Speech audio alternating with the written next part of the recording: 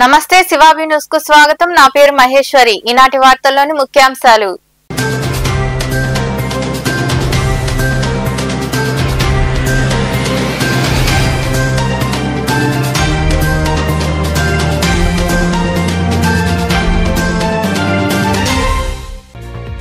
చిల్లకూరు మండలం తమ్మినపట్నంలో ఉద్రిక్తత. Chris city భూముల పరిహారంలో పలు గ్రామాల రైతుల మధ్య విభేదాలు. తమకు న్యాయం చేయాలని కోరుతూ జాయింట్ కలెక్టర్ శుభం బన్సాల్ కాన్వాయ్ను అడ్డుకొని నిరసన వ్యక్తం చేసిన లింగవరం పంచాయతీ రైతులు.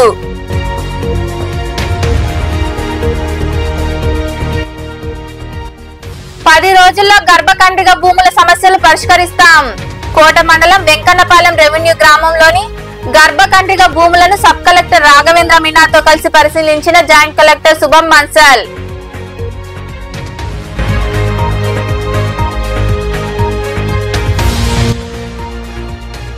అక్రమ కేసులకు భయపడే ప్రసక్తే లేదు.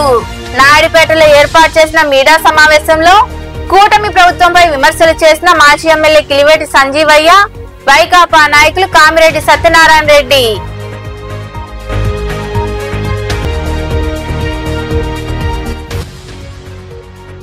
తడిసి ముద్దైన మహానగరం. హైదరాబాద్ లో కురిసిన భారీ వర్షానికి రహదారుల్లో నిలిచిన నీరు. పలు ప్రాంతాల్లో ట్రాఫిక్ కు తీవ్ర అంతరాయం. గంటల తరబడి నిరీక్షించిన వాహన చోదకులు. క్రిస్ సిటీ భూముల పరిహారం విషయంలో పలు గ్రామాల రైతుల మధ్య విభేదాలు తారాస్థాయికి చేరుకున్నాయి. దీంతో తమకు న్యాయం చేయాలంటూ జాయింట్ కలెక్టర్ శుభం బన్సాల్ కాన్వాయ్ను చిలుకూరు మండలంలోని లింగవరం పంచాయతీ రైతులు అడ్డుకున్నారు. ఉమ్మడి నెల్లూరు జిల్లా చిలుకూరు మండలంలోని తమ్మినపట్నంలో ఉద్రిక్త వాతావరణం నెలకొంది. క్రిస్ సిటీ భూముల పరిహారం విషయంలో పలు గ్రామాల రైతుల మధ్య తలెత్తిన విభేదాలు తారాస్థాయికి చేరుకున్నాయి. తమకు న్యాయం చేయాలని కోరుతూ జాయింట్ కలెక్టర్ శుభం బన్సాల్ కాన్వాయ్ను లింగవరం పంచాయతీ రైతులు అడ్డుకున్నారు. తమ్మినపట్నం ప్రాంతంలో భూముల పరిశీలనకు వచ్చిన జేసీ కాన్వాయ్ ముందు రైతులు నేలపై బైఠాయించి పెద్ద ఎత్తున నినాదాలు చేస్తూ నిరసన వ్యక్తం చేశారు. క్రిస్ సిటీ భూముల పరిహారం విషయంలో బినామీ పేర్లతో అవకతవకలు జరుగుతున్నాయని ఆరోపించారు. తమకు న్యాయం చేయాలని వారు అధికారులను కోరారు. ప్రతి ఒక్కరికి పరిహారం ఇవ్వాలన్నారు. రైతుల సమస్యలను జేసీ శుభం బన్సాల్ సావధానంగా విన్నారు. వివిధ గ్రామాల రైతులతో ఆయన చర్చించారు. ఈ క్రమంలో భాగంగా మరొకసారి పునః పరిశీలించి అర్హులైన వారికి పరిహారం అందేలా చూస్తామని జేసీ వెల్లడించారు. విచారణ జరిపి న్యాయం చేస్తామని హామీ ఇవ్వడంతో లింగవరం పంచాయతీ రైతులు శాంతించారు. తిరుపతి జిల్లా చిలకూరు మండలం లింగవరం పంచాయతీలో గల పంచాయతీ భూములు మరియు రెవెన్యూకు సంబంధించిన 900 ఎకరాల భూముల్లో కొంతమంది మాత్రమే ఇక్కడ క్రిస్ సిటీ అనేది ఏర్పడుతుందండి. దానికోసం కొంతమందికి మాత్రమే ఇక్కడ భూములు తీసుకొని ఒక 5 ఎకరాలు 3 ఎకరాలు అలాగే చేసుకుంటున్నారు. పంచాయతీ భూములు అయితే పంచాయతీలో ఉన్న ప్రతి ఒక్కరికి హరిజన గిరిజన కులాలకి సంబంధం లేకుండా అందరికీ ఉండాలి కదా. అలా కాకుండా కొంతమందికి మాత్రమే దౌర్జన్యంగానో అప్పటి రాజకీయ బలంతోనో తీసుకోవడం జరిగింది. ఇంతకు ముందు కూడా కలెక్టర్ గారికి అలాగే ప్రజాప్రతినిధులకి అర్జీలు ఇవ్వడం జరిగింది. అర్జీలు ఇచ్చాము చూస్తాము అని అన్నారు. కానీ సర్వేలు వచ్చి సర్వేలు చేస్తున్నారు, దొంగచాటుగా సర్వేలు చేస్తున్నారు. ప్రభుత్వం ఇకనైనా స్పందించి ఇక్కడ ఉన్న ఈ పంచాయతీకి సంబంధించిన ప్రతి ఒక్కరికి ఈ భూమిలో భాగం రావాలని మరీ కోరుకుంటున్నాం. ఇప్పుడు ఈ ఫ్యాక్టరీలు పడడం వల్ల ఈ మిగతా మేము జీవనాధారం కోల్పోతాము. ప్రభుత్వానికి భూములు ఇవ్వడానికి మాకు ఎటువంటి అభ్యంతరం లేదు. ప్రతి ఒక్కరికి చెందాలని మళ్ళీ రీసర్వే చేయాలని, రీసర్వే చేసి గ్రామస్తులకు పంచాయతీలో ఉండే ప్రతి ఒక్కరికి రెవెన్యూకి సంబంధించిన ప్రతి ఒక్కరికి ఈ భూమి చెందాలని మరీ కోరుకుంటూ డిమాండ్ చేస్తున్నాము. కొన్ని వర్గాలకు మాత్రమే ఆ భూమి చెందుతుంది. మేము ఆ కలెక్టర్ గారికి ఇచ్చిన అర్జీలో కూడా ఒకటే మెన్షన్ చేశాము. పంచాయతీ భూమిలో చాలామంది ఉన్నారు, అనాథులు ఉన్నారు, ఎస్సీ ఎస్టీ వాళ్ళు ఉన్నారు. మా లింగవరం పంచాయతీ భూమిలో చాలా వర్గాలు ఉన్నారు. ఎస్సీ ఎస్టీలు బీసీలు అందరూ ఉన్నారు. అలా కాకుండా కొన్ని వర్గాలకే ఈ భూమి చెందుతుంది. ఎక్కువ శాతం ఏంటంటే బీసీలకు చెందుతుంది. వాళ్ళు ఏంటంటే బినామీ పేర్ల మీద కూడా దొంగతనంగా రాయించేస్తున్నారు భూములు. వాళ్ళకి కొంచెం పర్సంటేజ్, బినామీకి కొంచెం పర్సంటేజ్ అన్న లెక్కలో చాలా ల్యాండ్లు ఇలాగే రాయించున్నారు. ఒక్కొక్కరికి 5 ఎకరాలు లిమిట్ పెట్టారండి. 5 ఎకరాలు లిమిట్ పెడితే వాళ్ళు ఏం చేశారంటే మా 5 ఎకరాలు మేము రాయించేసుకున్నాము, మిగతా మాకు ఉండే భూమిని ఎవడో ఒక పర్సన్ తీసుకొచ్చి ఇతను బినామీగా పెట్టి కొంచెం పర్సంటేజ్ నువ్వు తీసుకో, సగం పర్సంటేజ్ మాకు ఇవ్వు, అలాగా రాయించున్నారు. ఈ భూములన్నీ ఐడెంటిఫై చేసి గవర్నమెంట్ వాటి మీద స్పందించి లేని వాళ్ళకి రాస్తే వాళ్ళు ఎవరంత బాగుపడతారని మీ మీడియా తరపు నుంచి మేము కోరుకుంటున్నామండి. సిబిఐసి క్రిస్ సిటీకి వచ్చాము చిల్లకూరు మరియు కోట మండలంలో. సో ఇది చాలా లాంగ్ స్టాండింగ్ ప్రాబ్లం. ఇది 15 సంవత్సరాల నుంచి ఇది ప్రభుత్వం భూమి, కానీ చాలా మంది సాగులు ఉన్నా కాబట్టి ఇది గతంలో కూడా డబ్బులు రిక్వెస్ట్ చేశారు. సో ఇప్పుడు గవర్నమెంట్ చీఫ్ మినిస్టర్ గారి ఆధ్వర్యంలో మరియు స్థానిక లీడర్స్ ఎమ్మెల్యే గారు అందరితో కలిసి ఇది ఒక ఎక్సర్సైజ్ చేయడం జరిగింది గత సంవత్సరాల్లో. ఎవరెవరు సాగులో ఉన్నారో వాళ్ళకి ఎలా ఎక్స్గ్రేషియా ఇవ్వాలి, ఇది మనం డ్రోన్ సర్వే చేసి, ఫీల్డ్ సర్వే చేసి, శాటిలైట్ ఇమేజెస్ చూసుకొని మనం ఒక ఎక్సర్సైజ్ చేశాము. గవర్నమెంట్ తరఫున కూడా దీంట్లో గవర్నమెంట్ ఆర్డర్ జియో వచ్చింది. సో ఇప్పుడు కొంతమంది అబ్జెక్షన్స్ ఇచ్చారు, అది సబ్ కలెక్టర్ గారు తీసుకున్నారు, ఇక్కడ సబ్ కలెక్టర్ గూడు. సో అది అబ్జెక్షన్స్ తీసుకొని ఈరోజు కూడా అభ్యంతరం పెట్టిన వాళ్ళు వచ్చారు. సో మళ్ళీ మనం ఇంకొకసారి వాళ్ళ పొలంకి వెళ్ళి వాళ్ళకి నోటీస్ ఇచ్చి, పర్సనల్ ఒక అవకాశం ఇచ్చి, మళ్ళీ ఇంకొకసారి సర్వే చేసి వాళ్ళ అభ్యంతరం చట్టం ప్రకారంగా రిజాల్వ్ చేసి ఈ ప్రాజెక్ట్ ముందుకు తీసుకువెళ్తాము. మనం మళ్ళీ ఇంకొకసారి చెప్తున్నాము, ఇది చాలా లాంగ్ స్టాండింగ్ ప్రాబ్లం, కానీ ఒక పబ్లిక్ బెనిఫిట్లో మరియు ఎలా పబ్లిక్ పర్పస్ కోసం ఇది ఎలా సాల్వ్ చేయాలి, ఇది మనం ట్రై చేసి ఇది గవర్నమెంట్ ఆర్డర్ వచ్చింది, మరియు ఇది చట్టం ప్రకారంగా అంత చేయడం జరిగింది. ఇప్పుడు కూడా ఎవరికి ఏమైనా ఇబ్బంది ఉంటే మనం అది తీసుకొని రూల్ ప్రకారంగా అది రిజాల్వ్ చేస్తాం. జియో ప్రకారంగా ఒక్కొక్క ఎకరాలకి 8 lakhs ఇస్తున్నాము. అది సాగులో ఉండాలి, దాంట్లో కొన్ని కండిషన్స్ ఉన్నాయి జియోలో కూడా, మరియు డబ్బులు ఇచ్చినప్పుడు కూడా మళ్ళీ ఇంకొకసారి పొలంకి వెళ్ళి వెరిఫై చేసి ఇవ్వాలి. జేసీ శుభం బన్సల్ వెంట సబ్ కలెక్టర్ రాఘవేంద్ర మీనా ఉన్నారు. రైతులకు సంబంధించిన భూ సమస్యలను 10 రోజుల్లోగా పరిష్కరించేందుకు చర్యలు తీసుకుంటామని జాయింట్ కలెక్టర్ శుభం బన్సల్, సబ్ కలెక్టర్ రాఘవేంద్ర మీనా హామీ ఇచ్చారు. కోట మండలం వెంకన్నపాలెం రెవెన్యూ గ్రామంలోని గర్భకండిగ ప్రాంతంలో ఉన్న వ్యవసాయ భూములను వారు పరిశీలించారు. కోట మండలం వెంకన్నపాలెం రెవెన్యూ గ్రామంలోని గర్భకండిగ ప్రాంతంలో ఉన్న వ్యవసాయ భూములను జాయింట్ కలెక్టర్ శుభం బన్సల్, సబ్ కలెక్టర్ రాఘవేంద్ర మీనా పరిశీలించారు. ఎన్నో ఏళ్లుగా రైతులు సాగు చేసుకుంటున్న గర్భకండిగ భూములకు పట్టాలు ఇవ్వడం లేదని, వాటిని మంజూరు చేయించాలని ఎమ్మెల్యే పాసం సునీల్ కుమార్ తో కలిసి సర్పంచ్ మధు యాదవ్ ఇటీవల జేసీని కలిసి వినతి పత్రం అందజేశారు. ఈ సందర్భంగా వారు భూములు పరిశీలించారు. సుమారు 10 ఏళ్ల నుండి 364 ఎకరాల భూములు క్రయ విక్రయాలకు నోచుకోవడం లేదని రైతులు జేసీ దృష్టికి తీసుకెళ్లారు. అలాగే మ్యూటేషన్ కావడం లేదని తెలిపారు. ఆయా రికార్డులు పరిశీలించిన జేసీ ఇలాంటి సమస్య ఎందుకు వచ్చిందో అందుకు గల కారణాలు తెలుసుకొని 10 రోజుల్లో సమస్యను పరిష్కరించేందుకు చర్యలు తీసుకుంటామని ఆయన రైతులకు హామీ ఇచ్చారు. తిమ్మానాయుడు పాలెం, వెంకన్నపాలెం గ్రామాల్లో విపరీతంగా ఇటుక బట్టీలు పెరిగిపోయాయని, వాటి కారణంగా ఆయా గ్రామాల ప్రజలు ఇబ్బందులు పడుతున్నట్లు మూర్తి ఆనంద్ కృష్ణ జాయింట్ కలెక్టర్ కు వినతి పత్రం అందజేశారు. వెంకన్నపాలెం కోట మండలానికి వచ్చాము. ఇక్కడ గౌరవనీయులు ఎమ్మెల్యే గారు కూడా ఇష్యూ ఫ్లాగ్ చేశారు. సుమారుగా 320 ఎకరాల భూమి మీద మ్యూటేషన్స్ ఆగిపోయింది ఆల్మోస్ట్ 9 సంవత్సరాల నుంచి. సో ఈ ఎక్సర్సైజ్ మనం ఇప్పుడు టేకప్ చేశాము, డ్రోన్ సర్వే చేశాము. ఇక్కడ మొత్తం అందరూ రైతులకు మాట్లాడడం జరిగింది, వాళ్ళకైతే మనం తీసుకున్నాము. ఇప్పుడు ఒక ఎక్సర్సైజ్ చేసుకొని మనం షార్ట్లీ ఈ కార్యక్రమంలో అధికారులు తదితరులు పాల్గొన్నారు. గత కొద్ది రోజులుగా ఉక్కపోతతో అవస్థలు పడుతున్న హైదరాబాద్ నగర వాసులను వరుణుడు కరుణించాడు. దీంతో పలు ప్రాంతాల్లో వర్షం కురిసింది. మరికొన్ని ప్రాంతాల్లో ఉరుములతో కూడిన భారీ వర్షం కురియడంతో ప్రజలు ఇబ్బందులు పడ్డారు. వరుణుడు కరుణించడంతో హైదరాబాద్ లోని పలు ప్రాంతాల్లో వర్షం కురిసింది. దీంతో నగర వాతావరణం ఒక్కసారిగా చల్లబడింది. హిమాయత్ నగర్, కోటి, Ameerpet, Borabanda, Jubilee hills, LB Nagar, Medchal తదితర ప్రాంతాల్లో వర్షం కురియడంతో పలు చోట్ల ట్రాఫిక్ కు అంతరాయం కలిగింది. ఖైరతాబాద్ లోని మెర్క్యూరీ హోటల్ వద్ద ఓ కారుపై చెట్టు కూలింది. ఈ ఘటనలో 2 మహిళలు సురక్షితంగా బయటపడ్డారు. మహానగరంలో పలు ప్రాంతాలు జలమయమయ్యాయి. రాష్ట్ర సచివాలయం ముందు భాగం చెరువును తలపించింది. చార్మినార్ లోని ఓ మినార్ పై నుండి కొంత మట్టి కింద పడింది. రోడ్లపై వర్షపు నీరు ప్రవహిస్తుంది. మలక్పేట వంతెన వద్ద వరద నీరు నిలిచిపోయింది. రాజ్భవన్ రోడ్డుపై వరద నీరు ప్రవహిస్తుండటంతో ట్రాఫిక్ నిలిచిపోయింది. తెలుగు తల్లి ఫ్లైఓవర్ కింద భారీగా నీరు చేరింది. నాయుడుపేటలోని మాజీ ఎమ్మెల్యే నివాసంలో ఏర్పాటు చేసిన మీడియా సమావేశంలో మాజీ ఎమ్మెల్యే కిలివేటి సంజీవయ్య, వైకాపా నాయకులు కామిరెడ్డి సత్యనారాయణ రెడ్డి కూటమి ప్రభుత్వంపై ఘాటుగా స్పందించారు. నెల్లూరు జిల్లా వైకాపా అధ్యక్షులు కాకాని గోవర్ధన్ రెడ్డిపై పెట్టిన కేసులన్నీ అక్రమమేనని మండిపడ్డారు. అక్రమ కేసులతో వైకాపా నాయకులను బెదిరించలేరని, తమకు అండగా మాజీ సీఎం జగన్మోహన్ రెడ్డి ఉన్నారని వారు వివరించారు. ఈ సమావేశంలో నాయకులు తదితరులు పాల్గొన్నారు.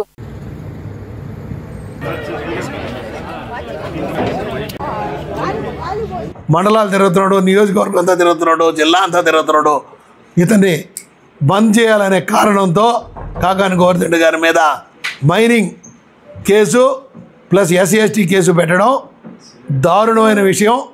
దాన్ని వైఎస్ఆర్ కాంగ్రెస్ పార్టీ సూలూరుపేట నియోజకవర్గ నాయకులు అందరం కలిసి ముక్త కంఠంతో ఖండిస్తున్నారు. ఆయన మా నాయకుడు ముఖ్యమంత్రిగా ఉన్నప్పుడు కూడా అతను మాట్లాడితే కూడా భావ స్వాతంత్రం ఉంది, వాక్ స్వాతంత్రం అతనికి ఉంది, మాట్లాడాడు పో నేను వదిలిపెట్టాడు.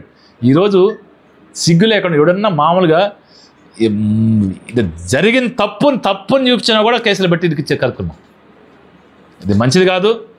మీరు కాకానే గోవర్ధన్ గారి మీద పెట్టిన కేసు ఇప్పటికైనా విరమించుకోండి. ఎందుకంటే ఉట్టుట్టి కేసులు పెట్టబాకండి. మీరు ఉట్టుట్టి కేసులు పెట్టినంత మాత్రాన భయపడే వ్యక్తి కాకానే గోవర్ధన్ గారు. వైఎస్ఆర్ కాంగ్రెస్ పార్టీ నాయకులు ఎవ్వరు భయపడరు. ఎందుకంటే మా జగన్మోహన్ రెడ్డి గారు మా నాయకుడి యొక్క ధైర్యం, ఆయన అండ మాకు అందరికీ ఉంది. ఆయన నాయకత్వంలో ఎలాంటి పోరాటానికి సిద్ధమేం. ఈ వైఎస్ఆర్ కాంగ్రెస్ పార్టీ నాయకులు మీరు ఎన్ని కేసులు పెట్టినా ఏం చేసినా ఎవరు కూడా భయపడే ప్రసక్తి లేదు. మీరు డే 1 నుంచి కేసులు పెడుతున్నారు, డే 1 నుంచి ఇబ్బందులు పెడుతున్నారు, ఆయన ఎవరు భయపడట్లా. మీకు ఇకనైనా బుద్ధి తెచ్చుకోండి. ఇకనైనా బుద్ధి తెచ్చుకొని ప్రజలకి మేలు చేయండి. అయ్యా మిమ్మల్ని అధికారం ఇచ్చారు, మీరేదో చేస్తారని నమ్మి అధికారం ఇచ్చారు. ఆ ప్రజలకి మేలు చేయండి. ఆ మేలు చేయకుండా దోపిడీ చేసుకుంటూ దౌర్జన్యాలు చేస్తూ వైఎస్ఆర్ కాంగ్రెస్ పార్టీ నాయకుల మీద కేసులు పెడుతూ ఎన్డీఏ ప్రభుత్వానికి మెజార్టీ ఉండడంతో వక్ఫ్ బిల్లు పాస్ అయ్యిందని, ఇది రాజ్యాంగ వ్యతిరేక బిల్లు అని మాజీ ఉప ముఖ్యమంత్రి అంజాద్ బాషా అన్నారు. కడపలో ఆయన మాట్లాడుతూ భారతదేశం అంబేద్కర్ రాజ్యాంగంపై నడుస్తుందని, మతం, కులం, రంగు, పుట్టుక ఆధారంగా వివక్ష ఉండకూడదని తెలిపారు. వక్ఫ్ సవరణ బిల్లు ఆర్టికల్ 300కు వ్యతిరేకంగా ఉందని పేర్కొన్నారు. మైనార్టీలకు ఎన్డీఏ ప్రభుత్వం అన్యాయం చేస్తూ ఈ బిల్లు తెచ్చిందని అంజద్ బాషా వివరించారు. మరి ఏదైతే article 14, article 15, article 25, article 26, article 300 ఇవన్నీ కూడా ఏం చెప్తున్నాయంటే, ఆర్టికల్ 14 ఏం చెప్తుందంటే ఈక్వాలిటీ బిఫోర్ లా, చట్టం ముందర అందరూ కూడా సమానులు. ఇక్కడ ఎక్కడ కూడా కులాలు కానీ మతాలు కానీ మరి ఏదైతే లింగ భేదాలు చూపకుండా అందరికీ సమాన హక్కులు కల్పించాలి అని చెప్పి ఆర్టికల్ 14 చెప్పడం జరుగుతుంది. మరి అదేవిధంగా article 15 prohibition of discrimination on grounds of religion, race, caste, sex or place of birth. అంటే ఎక్కడ కూడా మతపరంగా కానీ మరి అదేవిధంగా కులపరంగా కానీ మరి లింగపరంగా కానీ మరి ఎక్కడ పుట్టాడనేది ప్లేస్ ఆఫ్ బర్త్ పరంగా వివక్ష ఎవరిపైన కూడా చూపరాదు అని చెప్పి కూడా మరి ఈరోజు ఆర్టికల్ 15 తెలియపరుస్తుంది. మరి అదేవిధంగా article 25 freedom of consciousness and free profession, practice and propagation of religion. అంటే స్వేచ్ఛాయుత వాతావరణంలో ప్రతి ఒక్కరు కూడా తమ తమ ప్రొఫెషన్స్ని నిర్వహించవచ్చు. మరి అదేవిధంగా తమ తమ ఆచారాలను పాటించవచ్చు.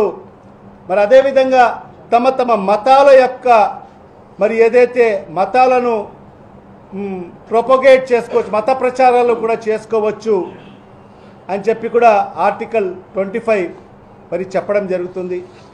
మరి అదే కాకుండా article 26 freedom to manage religious affairs.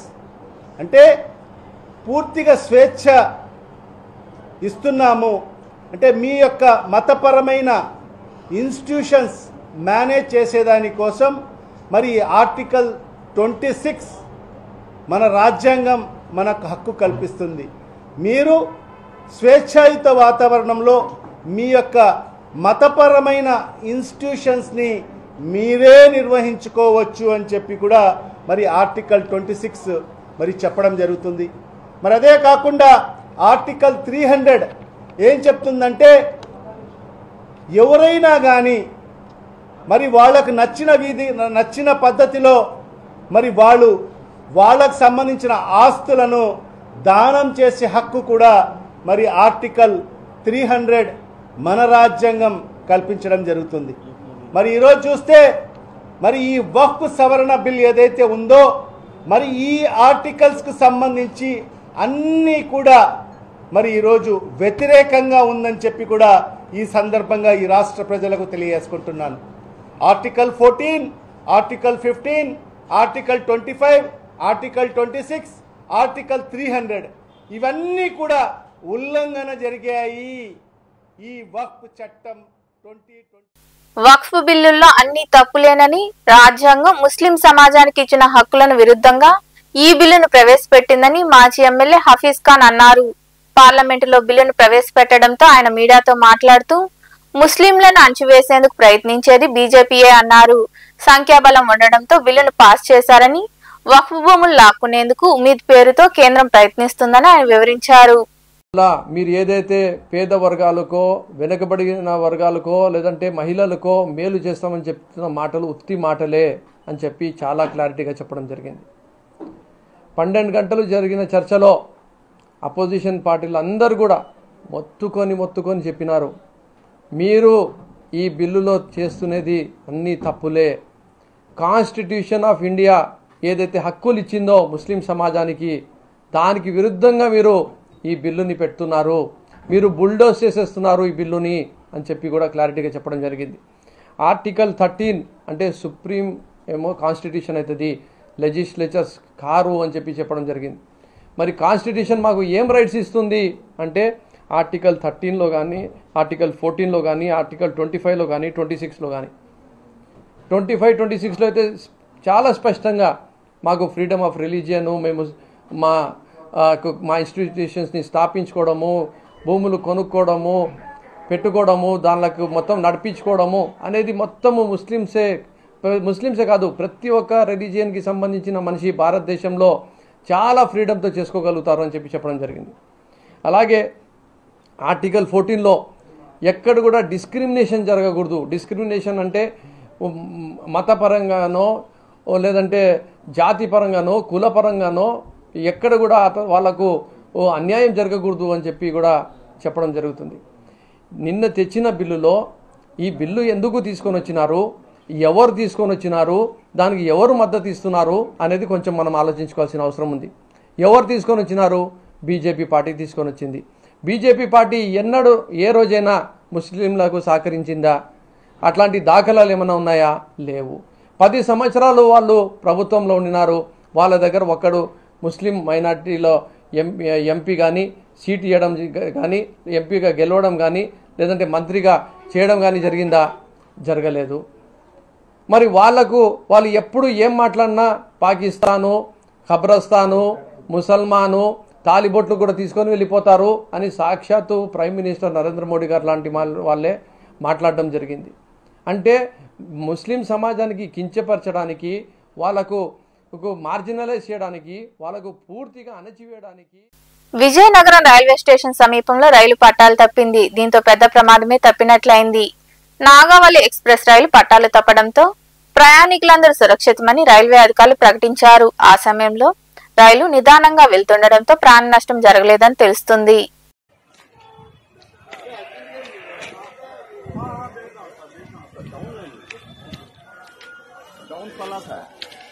Okay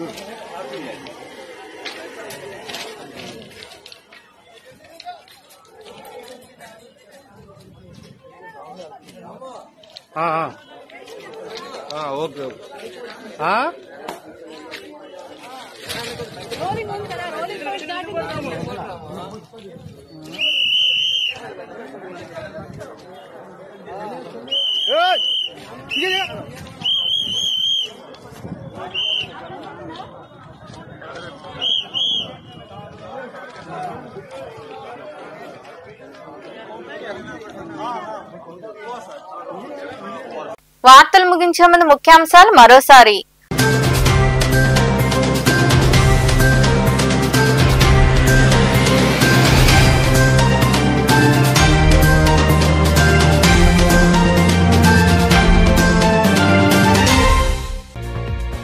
Chilakuru మండలం తమినపట్నంలో ఉద్రిక్తత. క్రిస్ సిటీ భూముల పరిహారంలో పలు గ్రామాల రైతుల మధ్య విభేదాలు. తమకు న్యాయం చేయాలని కోరుతూ జాయింట్ కలెక్టర్ శుభం బన్సల్ కాన్వాయ్ను అడ్డుకొని నిరసన వ్యక్తం చేసిన లింగవరం పంచాయతీ రైతులు.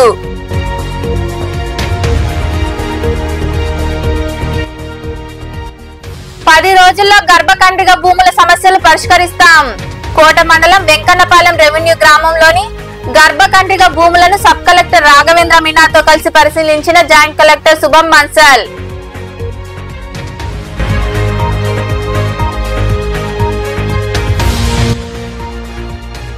అక్రమ కేసులకు భయపడే ప్రసక్తే లేదు.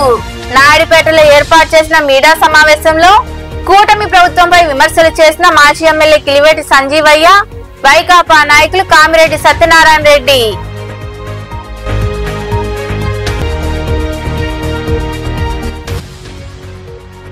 తడిసి ముద్దైన మహానగరం. హైదరాబాద్ లో కురిసిన భారీ వర్షానికి రహదారుల్లో నిలిచిన నీరు. పలు ప్రాంతాల్లో ట్రాఫిక్ కు తీవ్ర అంతరాయం. గంటల తరబడి నిరీక్షించిన వాహన చోదకులు. ఈ వార్తలు ఎంతటితో సమాప్తం. తిరిగి ప్రసారమయ్యే శివాబి న్యూస్ లో మళ్ళీ కలుద్దాం. అంతవరకు సెలవు. నమస్తే.